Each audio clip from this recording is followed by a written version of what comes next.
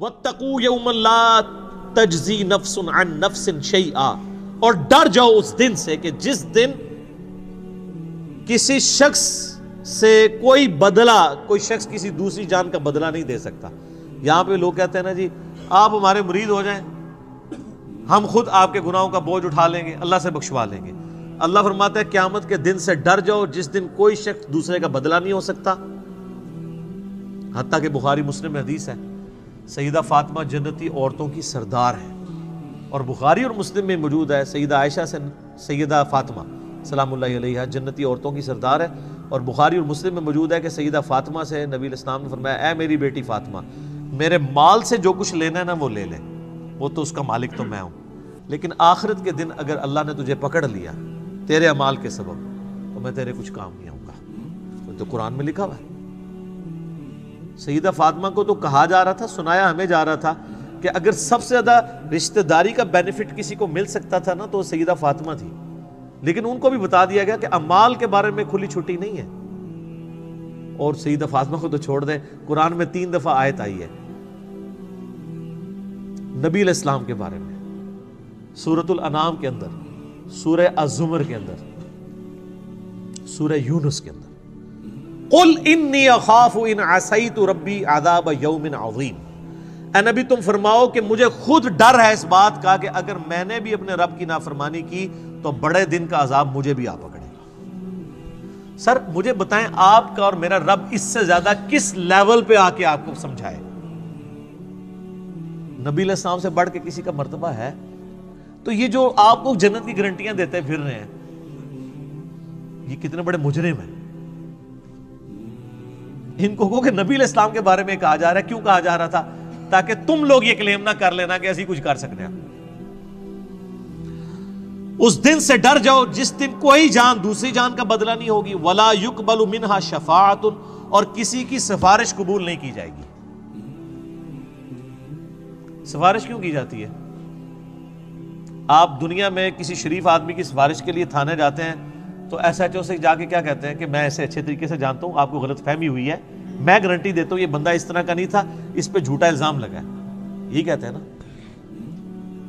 اس طرح کی سفارش اللہ کے سامنے کون کر سکتا ہے کہ یا اللہ جی تواڈے فرشتہ نو بھلیکھا لگ گیا، ایویں انہوں نے گناہ لکھ لینے، مینوں پتہ ہے بڑا چنگا بندہ ہے، اتنی لمبی داڑھی سی، دی پگڑی نہیں دیکھی، کڈا نورانی چہرہ تھا، یہ اللہ کو کہہ سکتا ہے؟ اللہ فرماتے ہیں ہم تو تم اس وقت سے جانتے ہیں جب تم ماں کے پیٹ میں جنین کی حالت میں تھے۔ مت کہو اپنے آپ کو کہ میں بڑا پرہیزگار ہوں، وہ بہتر جانتا ہے تم میں سے کون پرہیزگار ہے۔ اس لیول پہ آ کے یہ سورہ نجم کے اندر آیات ہے، مت کہا کرو میں بڑا نیک ہوں، وہ خوب جانتا ہے تم کیا ہو۔ تو اللہ کو کون سفارش کر سکتا ہے؟ ہاں صرف یہ سفارش ہو سکتی ہے کہ جس اللہ ہی کا دل آیا ہو جس پہ کہ اسے چھوڑنا ہے۔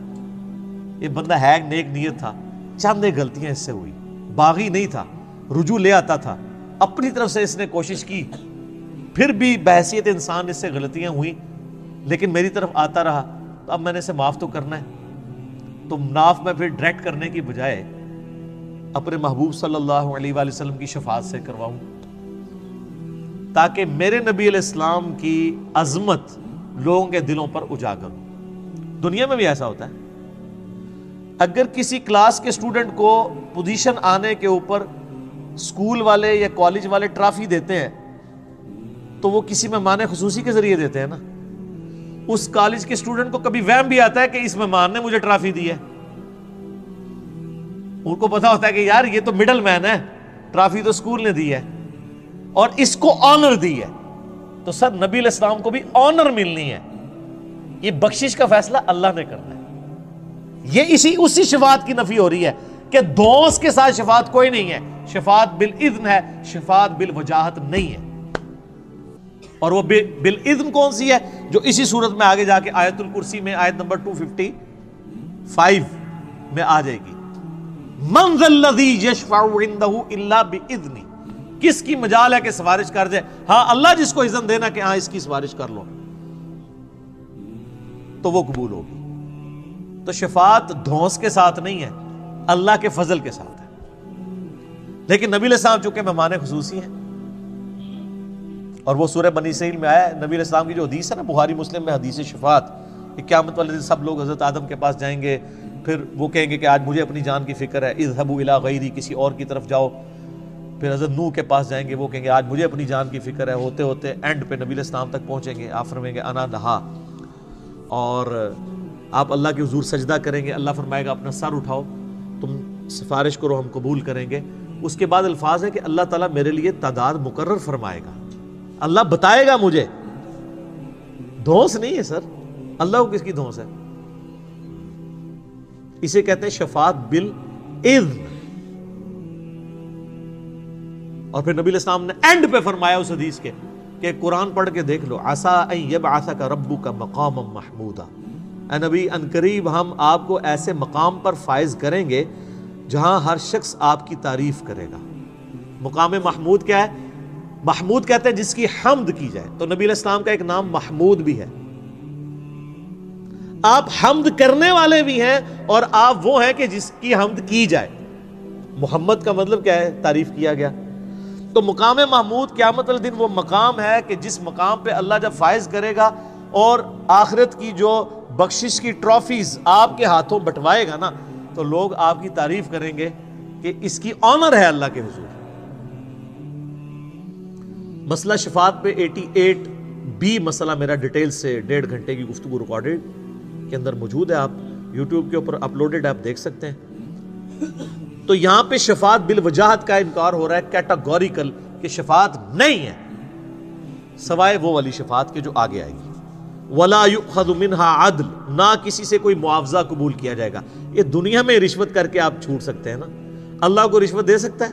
قرآن میں آگے چل کے آئے گا کہ اگر کوئی پوری زمین کے برابر سونا بھی دے دینا عذاب سے چھوٹنے کے لیے، کچھ نہیں کر سکتا. وَلَا هُمْ يُنصَرُونَ، اور نہ اس کی کوئی مدد کر سکے گا.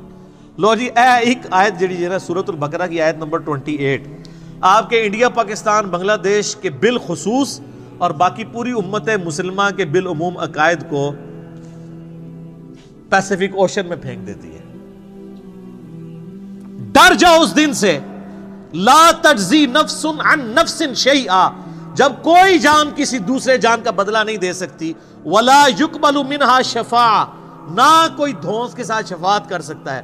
ولا یؤخذ منہا عدل، نہ کسی سے کوئی معاوضہ قبول کیا جائے گا. ولا ہم ینصرون، اور نہ کوئی کسی کا مددگار بن سکے گا. 4 چیزوں کا انکار آ گیا. اونٹ پیر تو اڑے کتنے گئے؟ تو بےچارے آپ کو ٹھیک ہی تو کہتے ہیں، آپ کیوں نہیں مانتے کہ قرآن حدیث ڈائریکٹ نہیں پڑھنا گمراہ ہو جاؤ گے؟ بالکل ٹھیک کہہ رہے ہوتے ہیں.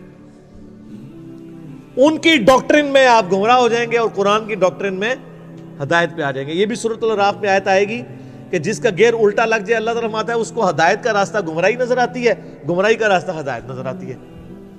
اور اللہ سے ڈر جائیں اس معاملے میں کہ کسی شخص کو گمراہی ہدایت نظر آنا شروع ہو جائے اور ہدایت گمراہی.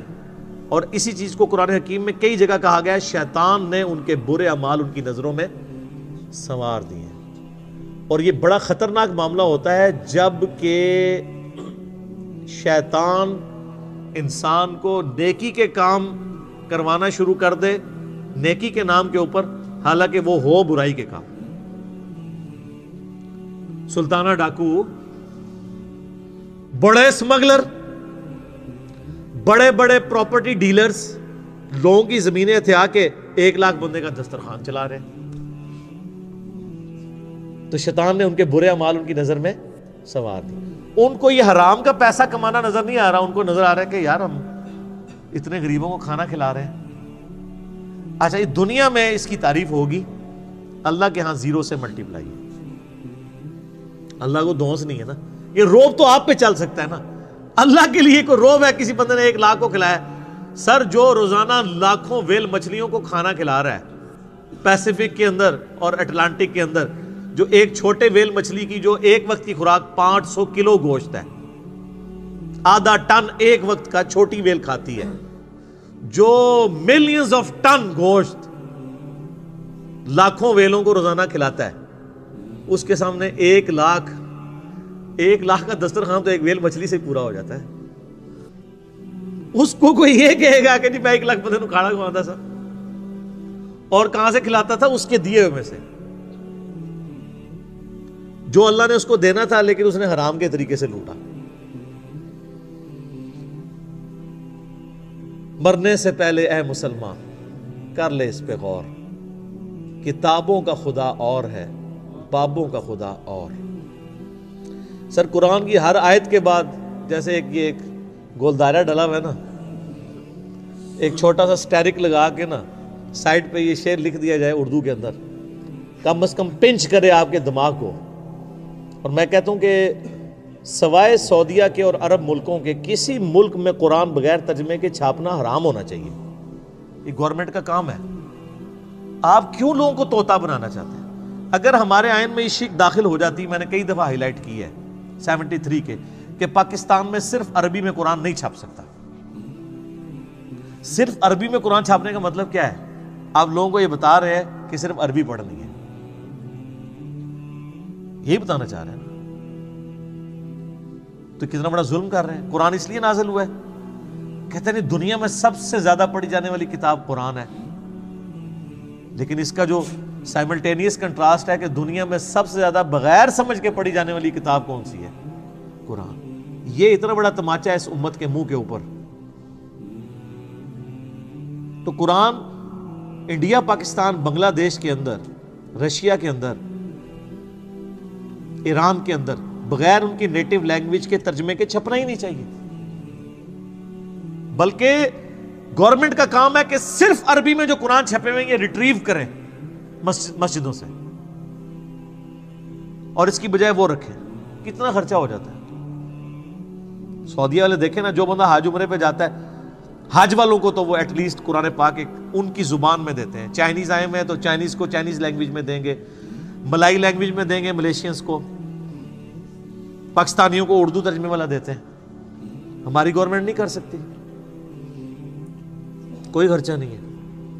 ایک مسجد میں کتنے قرآن زیادہ رکھے ہوتے ہیں؟ 15-20، اس سے زیادہ نہیں ہوتے۔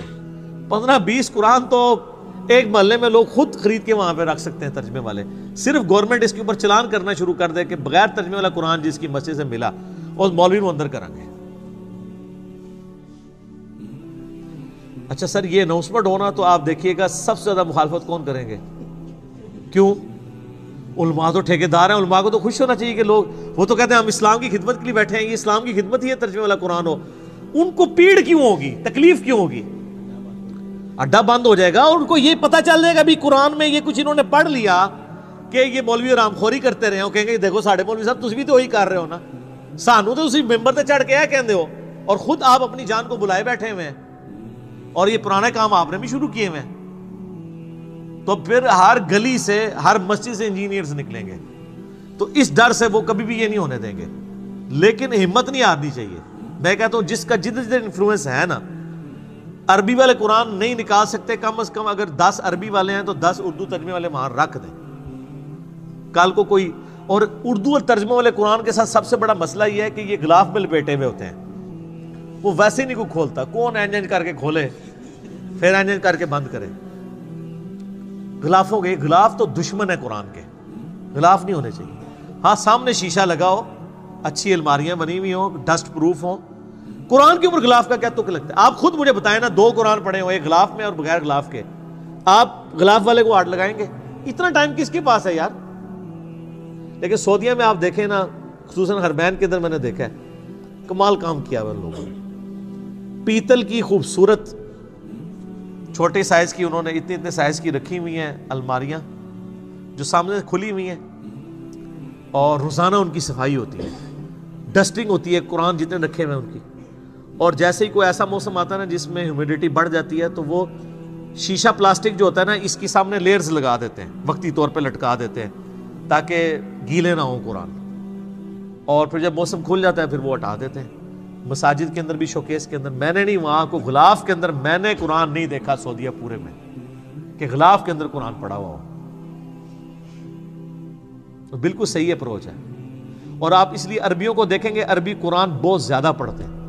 نماز میں اگر 10 منٹ رہ گئے نا، انہوں نے سنتوں سے فارغ ہو گئے نا، سیدھا قرآن جا کے پڑھنا شروع کر دیتے ہیں پکڑ کے۔ یہ خیر لادہ بات ہے کہ پھر وہ مس ہینڈل بھی کرتے ہیں کہ جماعت کھڑی ہوئی ہے تو وہیں ایسے رکھ دیتے ہیں، بعض کا جوتیوں کے ساتھ ہی رکھ دیتے ہیں، یہ اس مس ہینڈلنگ لادہ بات ہے۔ لیکن قرآن یہ چاند ایک، جس طرح جاہل گوار یہاں موجود ہے وہاں بھی موجود ہے، لیکن اوورال قرآن کے ساتھ جو ان کا شغف ہے نا، ظاہر ان کی اپنی زبان کے اندر ہے، وہ نظر آتا ہے۔ باقی پریکٹیکلی اگر آپ کہیں کہ ان کی زندگی میں کوئی فرق پڑا ہوا ہے تو وہ تو اسی وقت پڑے گا نا جب قرآن جو ہے وہ کبھی فزکس کی کتاب چومنے سے یا صرف تلاوت کرنے سے فزکس نہیں آپ کو آئے گی جب تک آپ اس کو سمجھیں گے نہیں. تو سر فزکس سمجھے بغیر نہیں آ سکتے, قرآن سمجھے بغیر کیسے آ سکتا ہے جب تک آپ اس کے اوپر تفکر نہیں کریں گے.